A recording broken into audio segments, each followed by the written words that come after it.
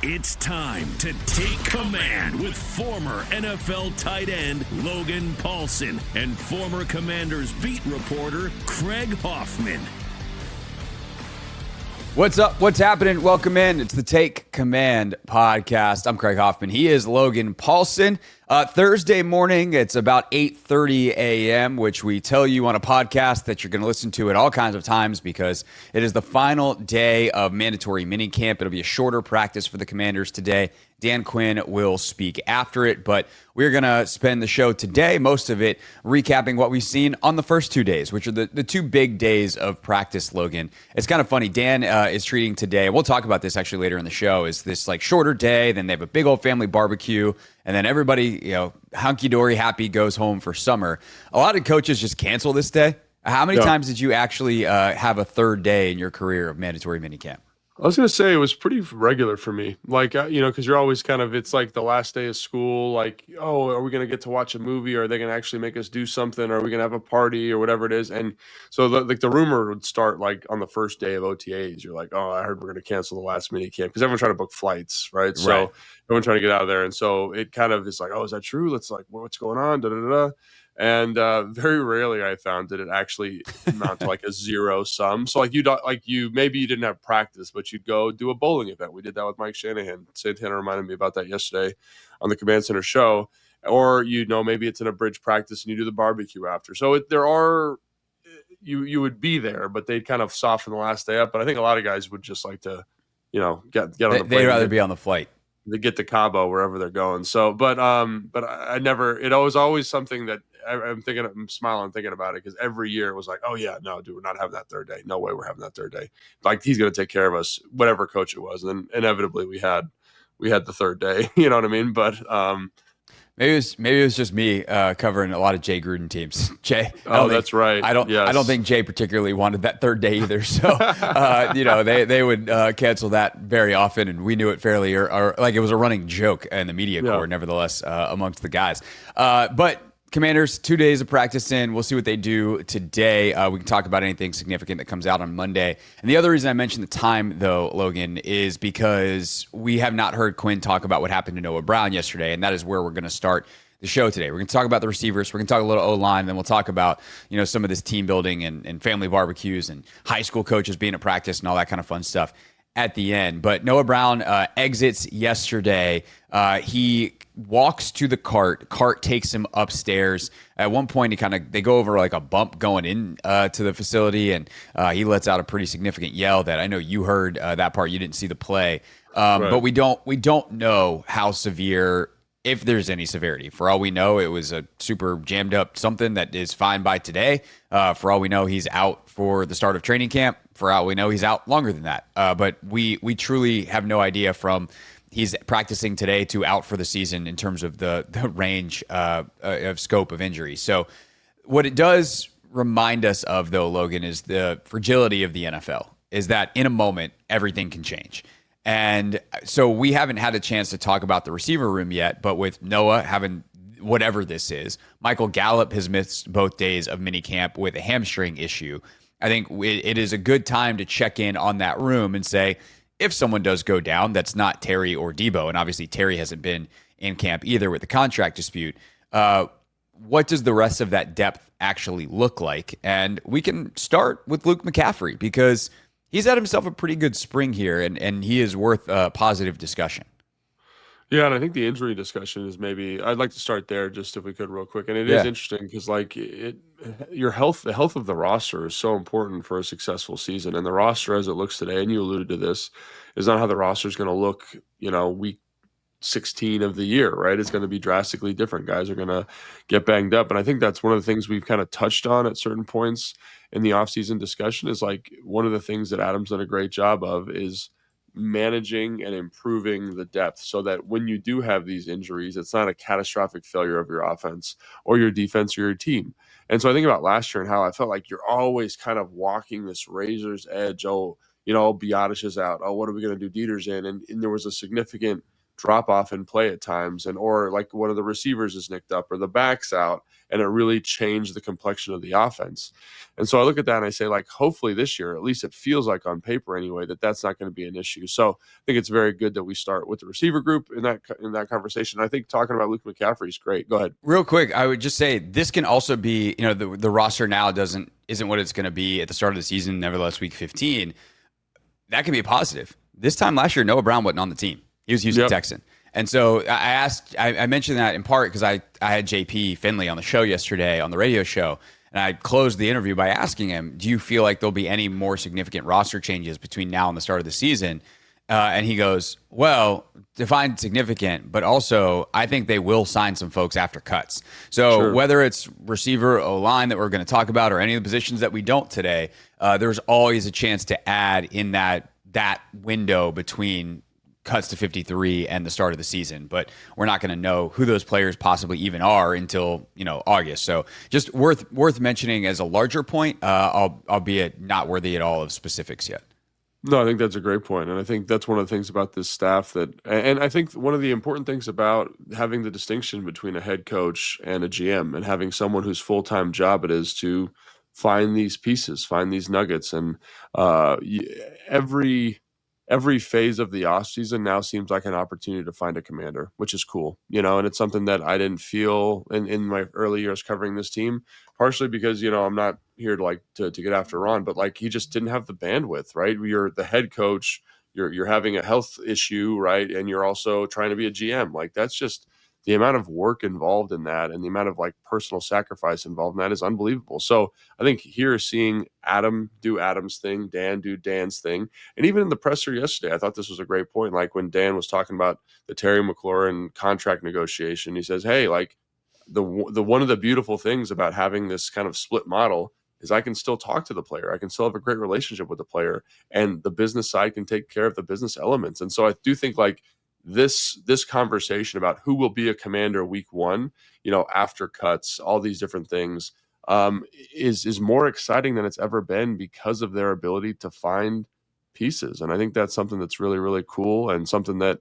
makes the offseason much more exciting on the whole, I would say. Yeah, for sure. Because it feels like it matters, like, all right, who's going to come play for the 4-win football team? And like, or, for a lot of Ron's tenure, in fairness, I don't know how excited he'd be about this, but like the 8-win football team, as opposed to the team that, people guys around the league want to be here. And the reason they want to be here is because they feel like they have a chance to win here, which brings us back to some of the guys that are here. We can start with Luke, or now almost like, you don't have to find a commander. We can talk about some of the hidden gems in this receiver room. Which way do you want to start? People have been asking about Luke, and I think it's important to talk about him because he's done a good job. And it's interesting, like through the OTA process and through the minicamp, really, like when everyone was healthy at the beginning, you're talking Debo, you're talking Gallup, Noah Brown, like that group, you're like, man, even though Terry's not here, it feels like it's got some teeth to it, which is really exciting. Because then all of a sudden you're like, oh, Terry comes back, and you got kind of the 4 horsemen of the apocalypse there. They all have different skill sets. They all have different body types. And I was talking to Santana about this, and I was like, man, it would be so great if, they had these, like these 4 different body types. Noah Brown kind of being bigger, Debo kind of working from the slot, Terry that traditional X role, and Gallup with kind of that vertical speed, kind of that Z body type that everyone gets really excited about.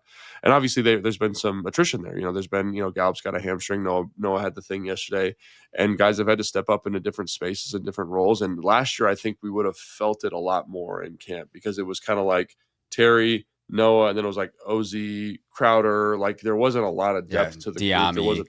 There wasn't a lot of depth. And so this year it's like, oh, well, who's going to kind of step up and fill that role? And it's been really nice to see in the OTAs, Luke kind of step in and fill that. And you just see a guy, in my opinion, who just is starting to understand and learn the position a little bit better. And that might be lazy analysis, but it makes sense because he's he's only been playing receiver for basically, this would be his 4th season, because he played 2 in college after converting from quarterback, 1 last year and then this year. And so you see a guy who's kind of learning some of the route running nuance, right? There are times where I'm like, hey man, like we can get a little bit, like, so for example, does a great job on the backside dig of a concept, and he kind of freezes when the ball's in the air, and he's got a lot of separation because the route was good, the stem was good, but he kind of freezes when the ball's in the air, and the DB has a chance to make the play, but he kind of uses his big body and like shields the football, makes the catch. a better receiver is going to attack that football a little bit more, right? And those are things that he still needs to improve on. But I think you see, and you were talking about this, a better burst, and in a way that I wasn't sure he would get to in a year based on last year's film, right? So it's nice to kind of see him take those steps. Is he a true 2? Probably not, but has he improved? Absolutely. And is that exciting to kind of, everyone talks about new additions, but I think the other area, and Fred Smoot brings this up all the time, the other area that's a lot of fun to talk about is the improvement of guys on the team in the building, right? And getting the roster better that way and developing talent from within. And I think about, kind of what Dan Quinn prioritizes, or at least what he talks about prioritizing in its development. And I think Luke McCaffrey is a great example of a guy who's improved a lot, and I'm excited to see what he looks like when training camp rolls around. Yeah, I am as well. The thing is with Luke, like the numbers on paper in terms of what he is, size, speed, explosiveness, are pretty good.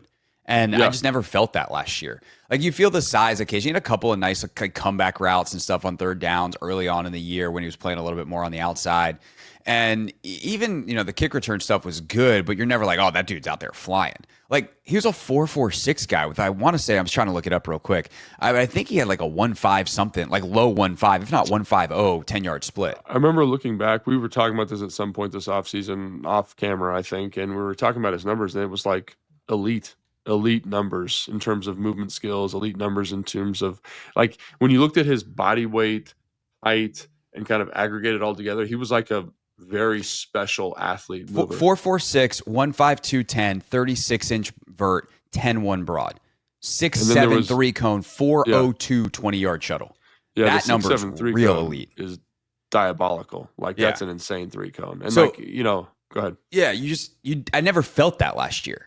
You're just like, he's out there running around, and like, I know he's solid, but you never felt any kind of special athlete. He is bursty this year, and he talked about the game starting to slow down for him a little bit when he did a little press avail the other day coming off the field. I mean, he is definitely now feeling the game at a different level, and I think part of that you could certainly speak to, as a former player, especially as a pass catcher, is like, once you understand the timing of it all, now you know when to burst. Now you know when to be explosive. And, that has allowed him to, I think, get in a little bit more space. And, there's a play on Tuesday in practice where he catches a crosser and is able to scoot all the way into the end zone. And you're like, oh, he's running away from people. We never saw that Luke McCaffrey last year. It just felt like, occasionally he'd make some things happen in the screen game or whatever, but you never felt the athlete. And I am excited to see what happens if we can feel the athlete that Luke McCaffrey is, because there ain't a lot of dudes running around the NFL. Like, the NFL is full of freaks. There ain't a lot of dudes who have the combo of 4.46 long speed, 6'7" 3 cone, 4.02 20-yard shuttle. That's pretty elite, quickness. Absolutely. And so I think the thing is, a fast guy or a good accelerating guy does not necessarily make a good route runner, because there's an artistry to it. And I think you see some of the artistry with, the easiest one to see is like Justin Jefferson, or like on the team, maybe it's Zach Ertz, right? A guy that just understands kind of how to weave and change speed, not slow down, not speed up, get into the cut, give that false acceleration, break leverages. And it's beautiful. Like, in my opinion, like, cause I love football. I love watching people run routes. I love watching all elements of it, but that's the cool stuff when you see that. And Luke, like last year, was just like, I'm going to run the way this thing is drawn on paper. And I think that's one of the things that when you watch route runners grow is they learn the artistry element, like what to accent, what to highlight. And it's been cool to watch elements of there's still a lot of growth that needs to happen. I'm not saying he's arrived or anything like that, but I think you're starting to see him color outside the lines a little bit in a positive way, kind of adding his own creative flair to it. And if he can continue to do that, like, I do think there's an opportunity for him to play receiver in the NFL for a long time. And it's something that I'm excited about. And I think that we talked about this earlier in the offseason when we talked about where Luke was at.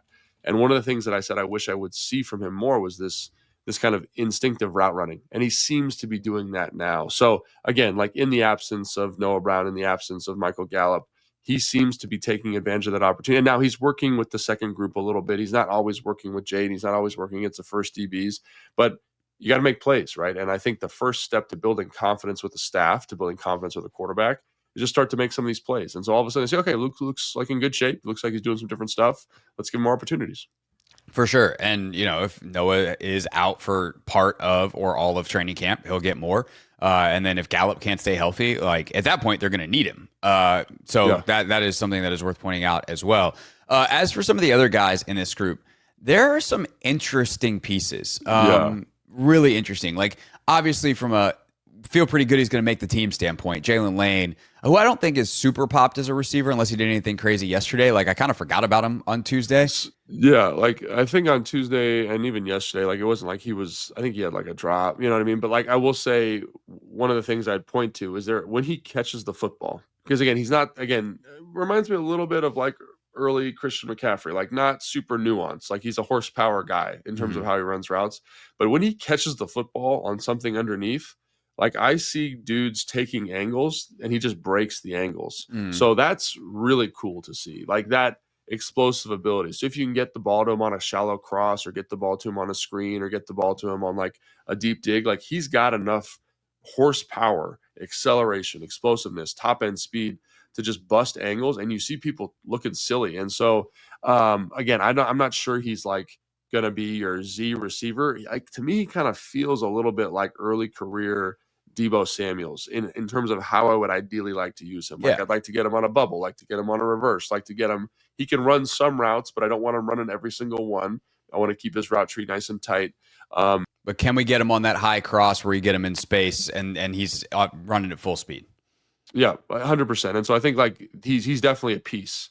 I think ideally you'd want him to be your fourth guy, kind of like Diami was early in the year last year, where he's going to block, he's going to be physical, he's going to kind of take advantage of screens, he's going to take advantage of shot plays down the field because he does have that explosive ability. And I think that would be a perfect role for him in year one. And obviously that can grow and develop as the season goes on, but that's something where I'm like, oh, like this will be really interesting to see. That's ideal. But obviously the team needs to be healthy in order for him to kind of accommodate that role. So then you have two young guys that I think have stood out a little bit and two vets that have stood out a little bit. The vets are KJ Osborn you're like, oh, right. You're a dude who had 50 plus catches a couple years in a row in Minnesota. And just like, it's nothing crazy. Like he's not, we talked about him, when they signed him last year, like he's not a special athlete. He just kind of understands football. And you're like, he's not a special athlete by NFL football standards. Yes, right? He would smoke me in any athletic competition. Just to be KJ, we got your back. But The NFL's, as we said, full of freaky athletes.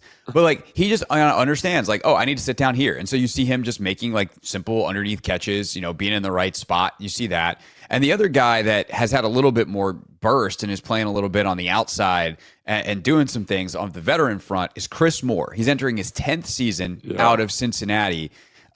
His career high, I think, is 48 catches a couple years ago in Houston. Most years he's between like 12 and 22 catches, but he's stayed in the league for a reason. And I kind of feel like you're watching him and I'm like, I understand why you're still in the league. Dude, I was just about to say, I like his game. I like his game a lot. Like he's like kind of like I don't think he's this good, obviously, but like the Zach Ertz of the receiver room. Like he just gets it. Like, and he's not the best athlete. He's not the most technical, like, oh, I'm gonna win with like jumping over people, but he understands some like I think it was the first or second day.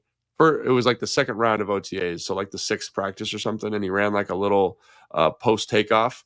And it wasn't supposed to be a post takeoff. You can tell it's just supposed to be like a post. And he just put a little bit of seasoning on it. And the DB thought he was running a dig. And he just ran the post and was open by 15 yards. And like, that's the thing with him that's really hard to kind of manage, is because he's in year 10.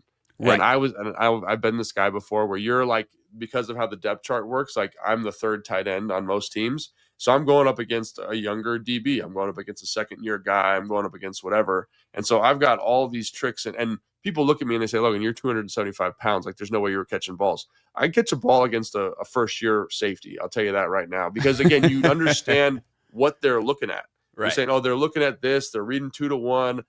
If I show this stem, he's going to think this route combination. He's going to buzz out of here and I'm going to get this ball right in the seam. And so like, that's what he brings. He brings like this tremendous like knowledge and background of football. And so you're like, he looks awesome. Like really, when you go to practice, right. Like he sticks out every day. You're like, who's 19? Right. And part of me is reluctant to be like, that's the dude right there, because I just think when you've been in the league 10 years, you've had as much experience as he's had, it shows up in how he plays. like he's going to look good in these settings against, like when he's running with the twos and Marcus Mariota, like him and Marcus together against is a cheat code. Like, you know what I mean? Like they've played so much football at this point. So. Yeah, against some guys that might not be in the league in a couple weeks or in a couple months. Like respectfully, or going to be on practice squads. Practice squad, whatever it looks like. Yeah, like, and so I think that's something that I'm like, where do you weigh that? But in terms of a guy that's just pops consistently and catches the football well, stays grounded through the catch point, like all those things that you want in your receiver, like he does it. And there's a reason he's played 10 years, and those are the reasons. It's just like, how do you value that at this point of the offseason? To me, I value it as if Noah is out or Gallup doesn't want, like he just is hurt all camp, and like we're like, all right, we're not doing this. We're not going to have him make the team. Like if and all of a sudden there's a receiver spot open, because like let's be real for a second. I was doing this math earlier on as we were talking, right? Terry, Debo, Luke, Lane, there's 4. And then if it's Brown and Gallup, like that's 6. That's it. That's done. That's the receiver room. We're talking about a bunch of dudes that aren't going to be around. But we don't know if these guys are going to all be healthy. And so at that point, if another spot opens, one, like how all these guys do on special teams becomes really important. And I don't know how he is as a teams guy. And I don't know how the guys we're about to talk about are as teams guys. But like, well, I'll tell you, play 10 years in the league, like you're probably not playing bad at teams. You're not bad at teams, yeah. Okay. So if Noah Brown is out and all of a sudden Noah Brown becomes Chris Moore, I don't feel nearly as bad about that as I would some, young guy who doesn't have any experience. Like it raises the floor. Like you have a know-how that you're not going to mess it up. And even you might, if given some opportunities, you might make a couple of plays. Yeah, absolutely. And so I think that's a great point. And I think I don't know, did he have a catch last year? They had a couple games where he's playing on offense, and I think he did a good job. Yeah, I think last year he didn't wind up having a catch in Houston. He played the Texans, I think, in 2 different stints, way I was looking at the stats. But like 2023 had 22 catches, and then 2022 he had, I think, career high 48. So like it's not that long ago that he's been productive.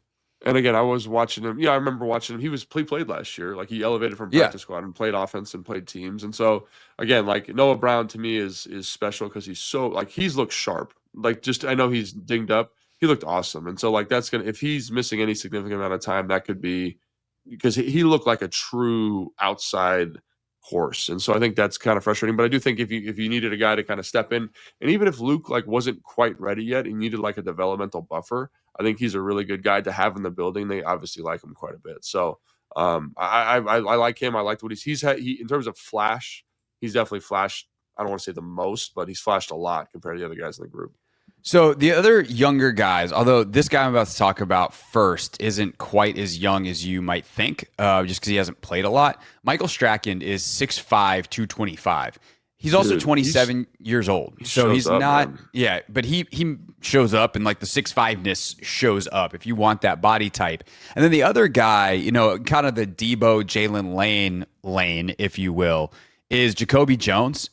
Yeah. Like number 10 out there, 6'3", 228, and he's 23, an actual rookie, and he's just like another little bowling ball that they found in that type, and he's made a couple of plays, and he can scoot, and again at 6'3", like he's actually a little bit bigger version of that as opposed to Lane, who's 5'10", and Debo is like 6 foot. So those two guys, I'm gonna call them inexperienced guys, with Strachan being 27. They are the last 2 guys that I think are worth mentioning at this position. Yeah, and I think with Jones, like I checked the Beast because I was like, "Who's this freak?" But he's only 6'1". He's like 6'1" and a half, something like that. We'll get on the Commanders website for listing him at 6'3". Yeah, college numbers, you know what I mean, and that's why the Beast is so awesome because I don't know, he takes the tape measure out and measures all those guys himself. But yeah, so he doesn't look 6'3", and there's a reason because he's not 6'3", but he is 228. He's a big kid. He's thick. He looks like Debo's a good comp because they're kind of like that same kind of like running back type of body. And he had flash. I do think you see some rookie stuff from him in terms of like not the most polished, like when do I sit down in zone, not being on the same page with the quarterback. But I remember watching his college tape and being like, man, I don't know if this guy's got the juice. But watching him over the last couple of weeks, you're like, oh, okay. Like if you can find a role as a teams player, like maybe he's your guy. But the Mike, how do you say his name? Mike what? I'm going with Michael Strachan. Yeah, Mike Strachan. So I actually remember watching him coming out. He came out of like Charlottesville or like a small school, like D2 somewhere, and he's 6'5", and he's got this kind of traditional X body type, and he's kicked around the league for a couple of years. But like when you watch him, he's big, he's huge. He looks like a true like kind of like Calvin Johnson light type of guy, like long arms, long limbed, like he can run. And like yesterday in practice, he had a great catch from Marcus Mariota. Like he was working a box fade, and it was, I forget what the exact coverage was, but it was like some type of 2. And so he's kind of right behind the flat player, right in front of the safety, working for width. Mariota puts it on him. He jumps up, kind of high points it, brings it down, shields the ball from the safety. And I'm like, that dude could play NFL football, and there's a reason he's been around for 5 years. It's because he's tall, he's long. He's made a lot of catches in OTAs and minicamp, like kind of sneaky stuff. Like when they had the split field, like he was kind of dominating on that far field over there. Yeah. And so, again, he's a guy that's kind of falls in the Chris Moore bucket to me because he's been in the league for 5 years. He's been against NFL DBs for 5 years. And he's going to look good in this situation because, like, Vigors, for example, is going to have a hard time dealing with a guy who's got a deep bag of tricks and is 6'5". So I like him a lot. I like what he's shown. The thing with him is teams value. Usually those tall wide receivers have a hard time finding a role on teams. Bryson Tremaine last year being the exception, but right. I don't know, man. I like him a lot. I like what he brings. And so again, like with the shakeup of the potential injuries here, the Michael Gallup, the Noah Brown type thing, like I think he could be a dark horse to make the team. Now, it's hard to evaluate like how he is in the meeting, all those types of stuff. But right. He in terms of flash, he flashes. But again, in the same way Chris Moore does, like he just like these DBs he's going against, like most of them are rookies or second year guys. Carlin Vigors is a UDFA. Yeah, they've never seen this dude. They've never seen a dude like this. Right. Who's 6'6", 6'5", 6'6", 230, can run and has route running nuance. Like that's not a thing they've seen in college. You know what I mean? So for sure. Just how does that player elevate against some of the better talent?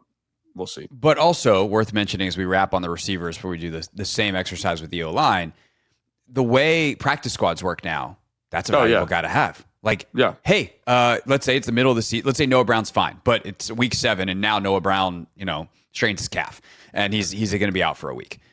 Okay, let's call up Strachan from the practice squad, and we have a dude who's ready to play NFL football. Or let's call up Chris Moore from the practice squad, and we have a dude that's ready to play NFL football. You obviously want some of your developmental types. Really, the only guy we didn't talk about in the receiver room is Ja'Cory Brooks, who we've talked about a little bit before. He's flashed a little bit, the UDFA out of Louisville, made some nice plays here and there, but nothing crazy. Probably not going to make the team, but he could have a great camp and make the team. Like that's the nature of that position, especially because you're kind of in the eyes of everyone as a playmaker or a potential playmaker. But I think the way practice squads work now, you want some guys that have some experience and you want some guys that are developmental projects. You want guys that maybe can play for you in 2 years, but you want guys that can play for you this week that also, by the way, might give your actual guys, because they're out there for actual practice, right? Like, would you rather, if you're, having to practice running routes against someone, would you rather a borderline NFL veteran linebacker that you're running against, or a UDFA that you can smoke because he's 2 years away from being good? Like if you're trying to get ready for a game, you'd rather play the vet.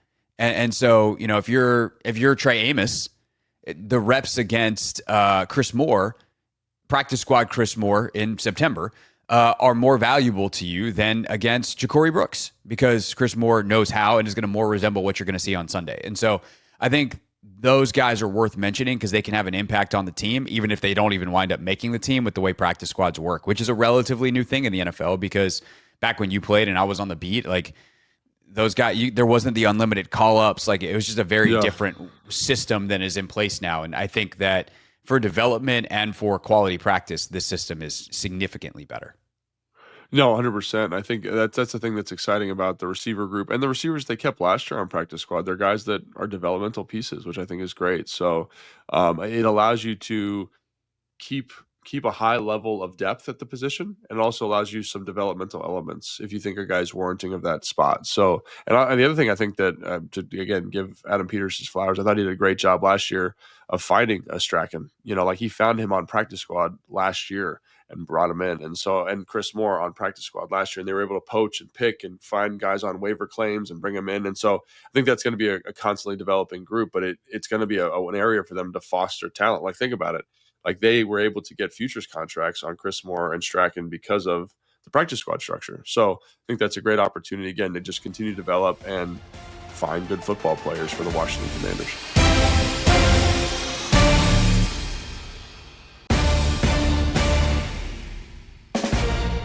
Take Command Podcast, Logan Paulson there, Craig Hoffman here. We'll get back to our mailbag on Monday, so if you want to submit your questions, hoffmanshow.com, or you can hit me on Instagram at hoffman.sports, Logan at Logan_Paulson82.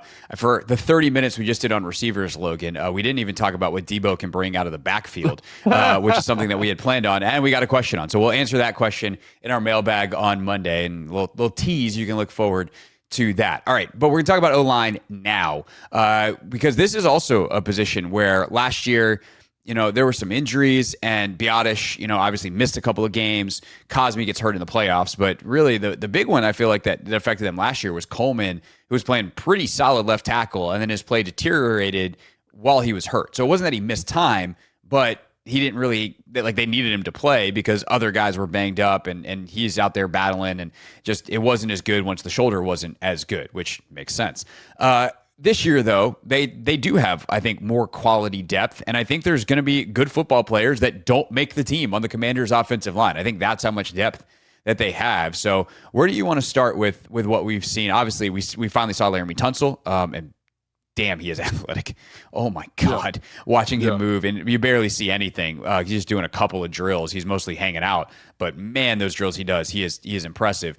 But then you got guys like Nate Herbig. You have Wylie moving around. You have Allegretti still floating around. You have Biotish doing his thing at center. Coleman, playing at left guard, and that's going to be his spot.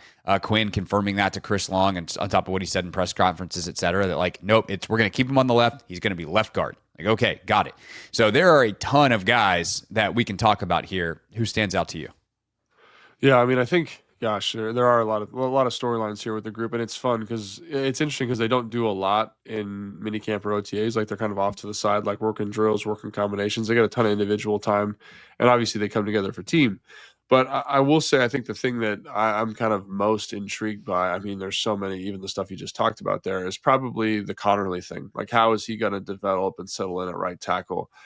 Because if he can, that's going to be awesome. And it is interesting that you are, again, I think you're getting better athletically at two spots on the offensive line, just from a length, movement, size standpoint, with Coleman moving a guard. I went back and looked at his measurements. He has 35-inch arms, man. He ran a sub 540. He's an athletic freak. He's a freak, and so to get him and Tunsil next to each other, hopefully, and the other thing I like about that move is he's going to be right next to Tyler Biotish, who just last year seemed to have such a good mastery of the offense in terms of getting that stuff targeted. But that's going to be great.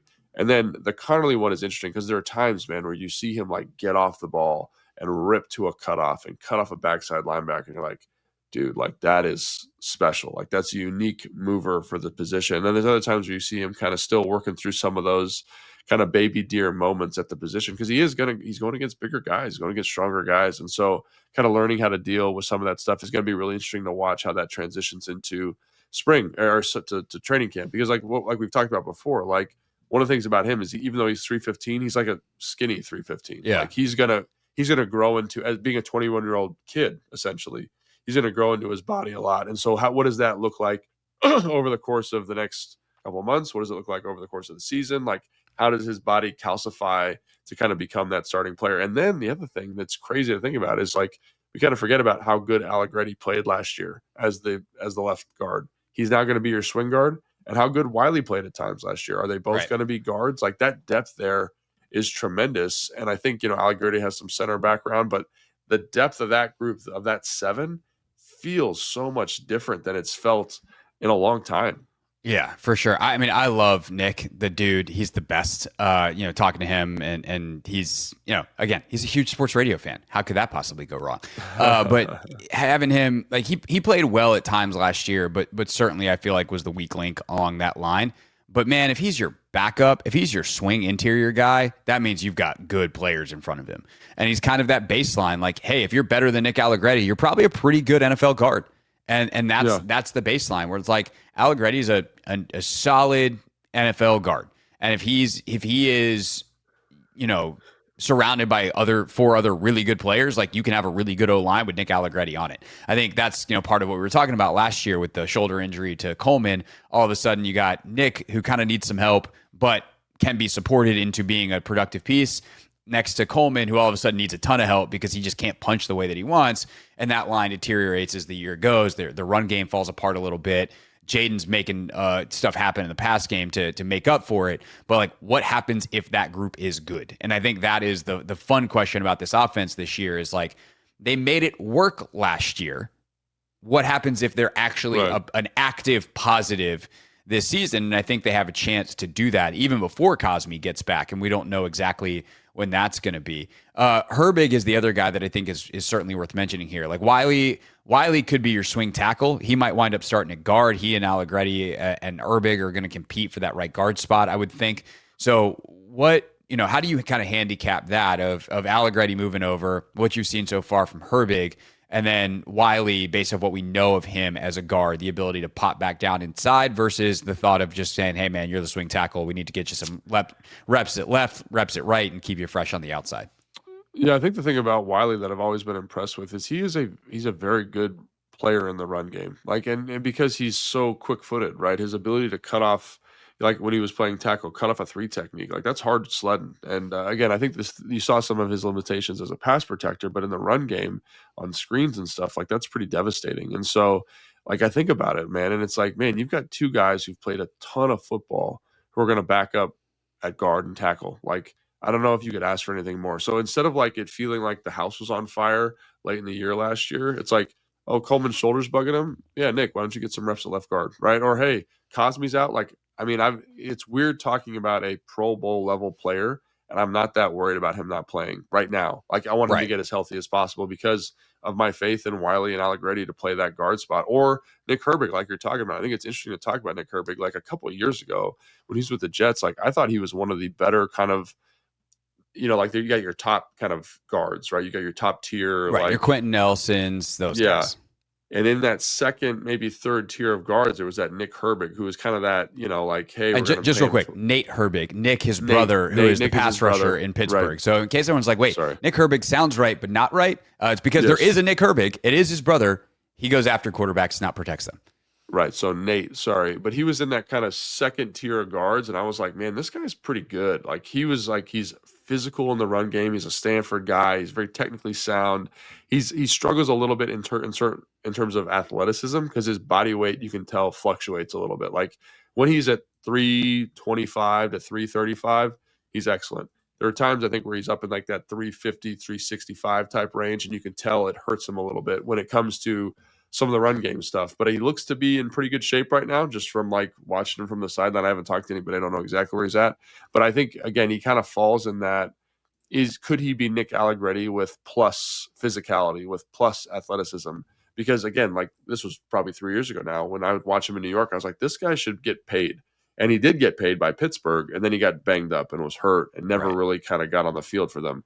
So that's where I'm excited about him. And I think, again, like, to be having this, like I can't, since I've been covering the team, I can't remember a time where they've had so many people and we haven't even talked about Trent Scott, quite honestly, who's I think had a pretty good spring. Right. So like that's 4 dudes right there that have played football at a high level, really. Like think about Allegretti and Wylie. They both won Super Bowls. Like they've been around. And then we just talked about Nick Herbig, and Trent Scott did a great job last year stepping in at guard and tackle. So 4 dudes who played a lot of football and you feel great about. And we haven't even talked about that 5th guy from Stanford. He was in San Diego last year, Sarell, like who I think could make some waves and end up making the roster just because of the physicality, the size that he brings. But man, like that's 5 guys right there that I think are good football players. And to think back to where we were last year, and it's like, man, like we're gonna have to kind of piecemeal this together. Like this guy's gonna be in here. Like what's going on? Like that, I don't feel that way at all about that group. So I know the 2 major signings of, obviously Tunsil and the drafting of Conerly are the kind of the headlines there. But to me, the thing, and we've talked about this with the defensive line, we talked about with the secondary, the thing that makes this group different is the fact you've got maybe 10 dudes who could play ball for you in a pinch, and they've played ball. Yeah, and like we haven't talked about Chris Paul even. I was going to say Paul. Deiter all of a sudden looks like I don't know how Michael Deiter makes a roster, and Michael Deiter has been in the NFL for a long time. Like that's a good thing, right? And that when you're cutting guys that are going to get signed pretty quickly by other teams or are going to be priority guys that everyone's got at the top of their list, every GM keeps a list of like, if we need a guy to come in on a Wednesday and play for us on Sunday, what's that list? Michael Deiter is going to be at the top of that list if he doesn't make this team. And with all the guys that we've mentioned, I feel like it's going to be real hard for Michael Deiter to make this team.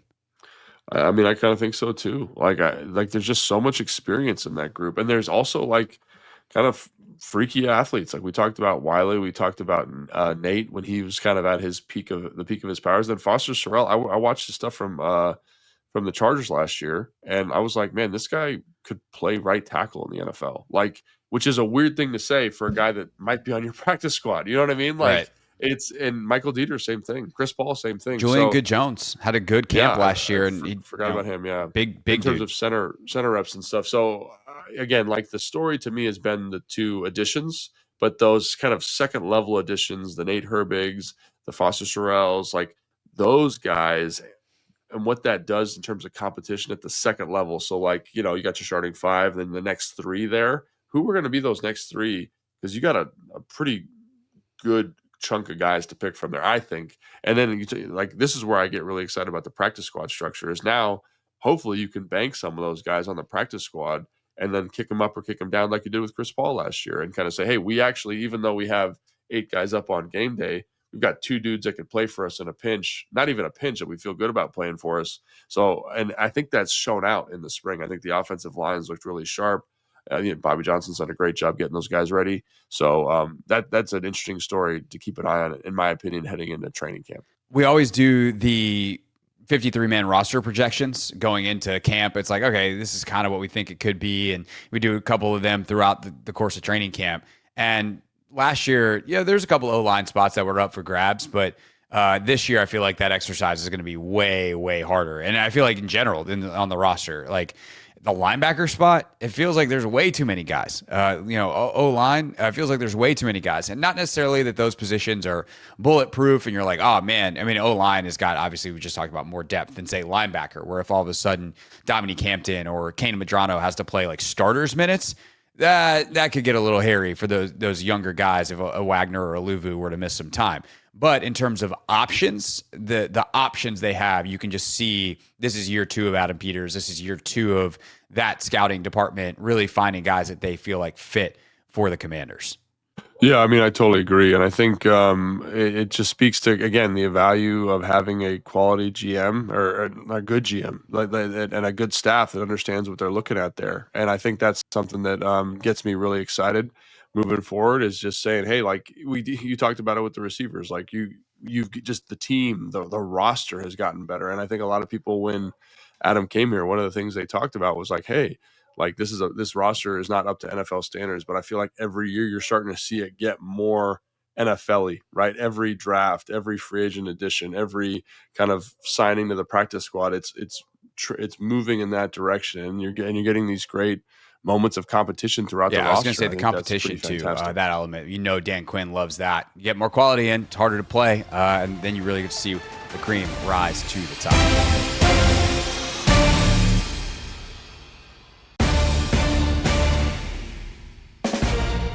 Wrapping up here on Take Command with some feel good, and that's how the Commanders are wrapping up their mandatory minicamp. Logan had a bunch of high school coaches in yesterday, which is kind of a fun deal. And then today, family barbecue. You flagged this because you think this kind of stuff's really important. As a guy who played 10 years in the NFL, why? Yeah, so as a player, I probably wouldn't have thought of the barbecue thing is different, but the coaches thing, I kind of thought I'd be like, why are these guys here? Like, what are they really gleaning from practice? But I do think it's a great way to build relationships. Like some of the high school coaches that I have worked with, at Independence and at Stonebridge were there. And it was cool to see the coaches on staff come up and start talking with them, kind of building relationships. And I thought, is there a better way to build a community around football than getting a bunch of people who are obsessed with football out to a Commanders practice, who are then going to go back and tell their high school kids, oh gosh, yeah, the Commanders treated us so great.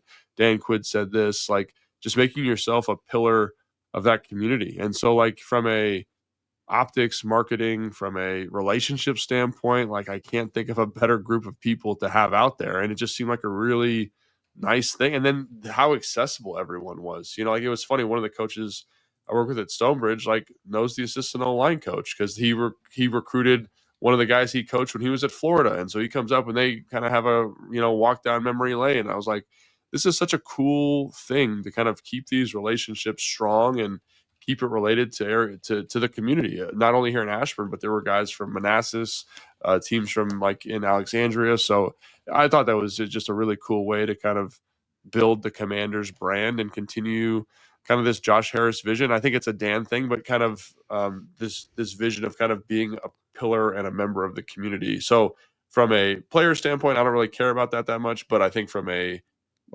forward thinking I love it. it's really And smart.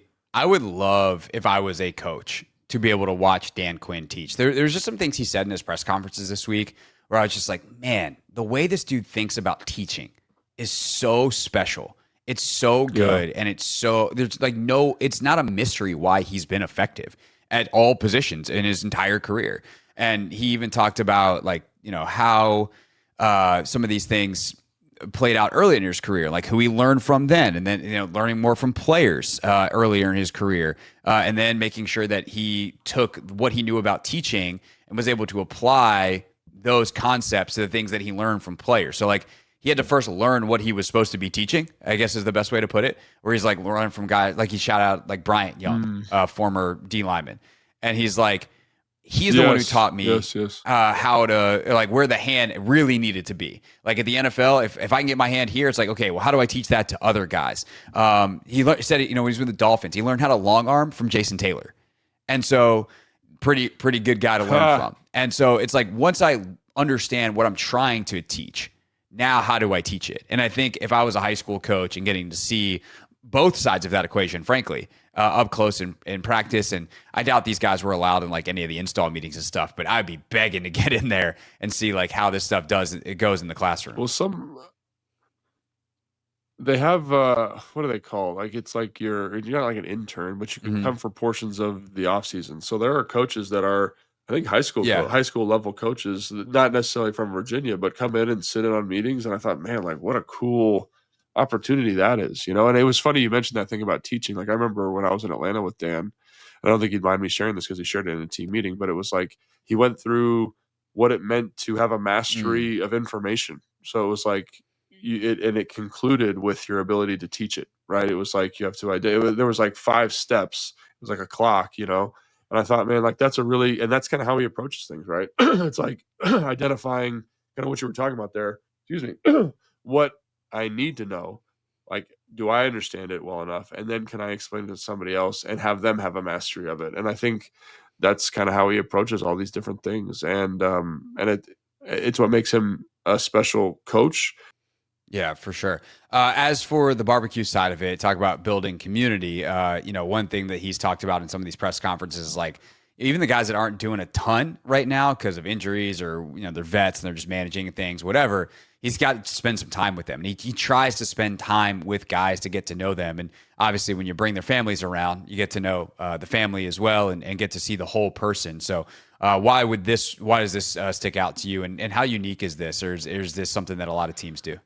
I'd say this is fairly common, but I think it's an important thing that some coaching staffs that I've been with have forgotten. And, when I was at my early stage career, like I was a super hardo and this was not important to me. It was detracting from football. It was detracting from working out. It was detracting from body maintenance, whatever. But as I got older, I think it because your family is your team, you know what I mean? Your family is your like number one priority. And so like when they're not included in the team environment, like the football team environment, it makes it really challenging, I think, for spouses and kids to understand what you're going through and the people that you're going to be dealing with every day. And so I think this kind of stuff is incredibly important, to get them around, to get the wives around each other, to have the coaches meet your family and just be like, hey, like, thanks so much for the weird hours, or, he's doing a great job. And, like, thanks for it kind of makes your spouse's commitment to you and all the support that they provide like somewhat more important. And so like it's the little things and it's the little steps that they've taken. Josh Harris has taken, and this is a Dan thing. He did this in Atlanta too, but like Josh Harris has taken and say, hey, like we're going to find ways to make it a better experience for your family if they do come to the game, right? Is there going to be childcare? Like that's they have. That they talked about. I don't know if they've when done you that walk yet, into the locker room at Northwest Stadium, kind of where we all wait, the media, just the horde of us, right across the hall in that locker or right outside the locker room is where the child care is.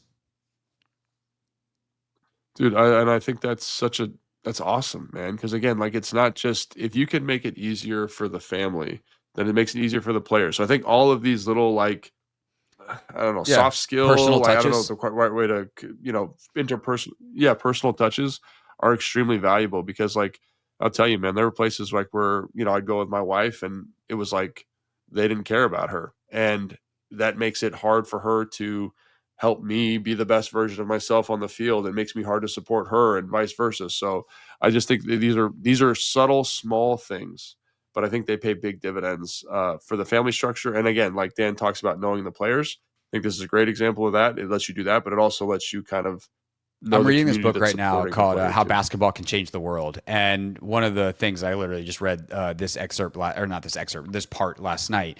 It talks about like kind of the power of pickup basketball. And that it's just 5 random guys or girls playing ball, and you have to instantly try to develop trust. You have to understand, like, oh, this is my skill set, how it matches with yours, whatever. But then, like, where it takes it next level is, let's say you see that person off the basketball court, and like you see them, like, you acknowledge their humanness. Like, it's not just a stranger. It's like, oh, I have some baseline of human connection with that person. And I feel like there's some of that too, especially in football, which can be such a cold business. And it's not to say that, like, now we're going to keep 58 players because we care about you and screw the NFL rules. We're going to petition Roger Goodell because we just can't stand the thought of cutting. Like, no, the business is still going to ultimately be the business, but how you handle that business might change. And that's a good thing. How a coach invests in a player, that's a good thing. And I think that it's the more human the connection, and not to mention the trust is something that we talk about all the time in this sport.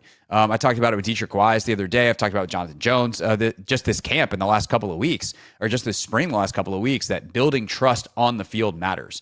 When you have a trust from a human standpoint, from a larger connection outside of just, do you know your assignment, that can matter on the field. And that goes from coach to player, player to player, player to coach. And these kinds of things, I think, help you see the whole human, because you're not just like, oh, that dude's number whatever, my teammate. You're like, oh, that's a dad, that's a husband, that's a, whoever, or that maybe it's a younger guy who's single, doesn't have any, partner, kids, anything, but he's playing with my kids. And like, I saw that side of him. And so it just provides those opportunities that don't happen in a football practice, obviously.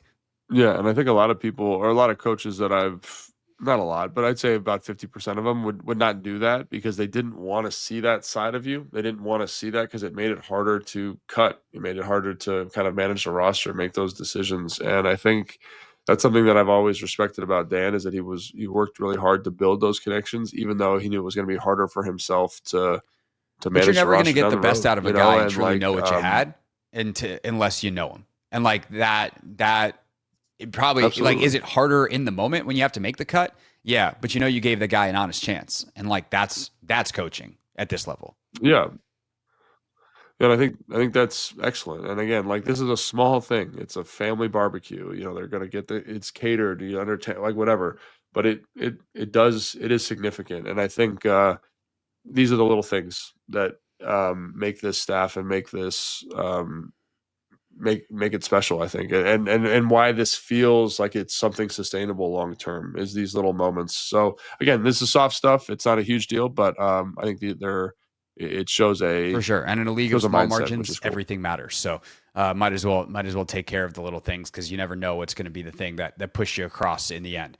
All right, that is our show for today. We'll see what happens in this final short practice. Anything major happens or not, we'll be talking about it on the Hoffman Show, 4 o'clock this afternoon, live on the Team 980. We'll also hear from Dan Quinn after practice in terms of what happened with Noah Brown and any other updates that we need to get. Logan and I will be back on Monday or Tuesday with a mailbag episode, so get your questions in now at hoffmanshow.com or using Instagram at hoffman.sports or at Logan_Paulson82. In the meantime, if you made it this far and you haven't subscribed, now would be a good time wherever you're watching or listening, and we will see you next time on Take Command.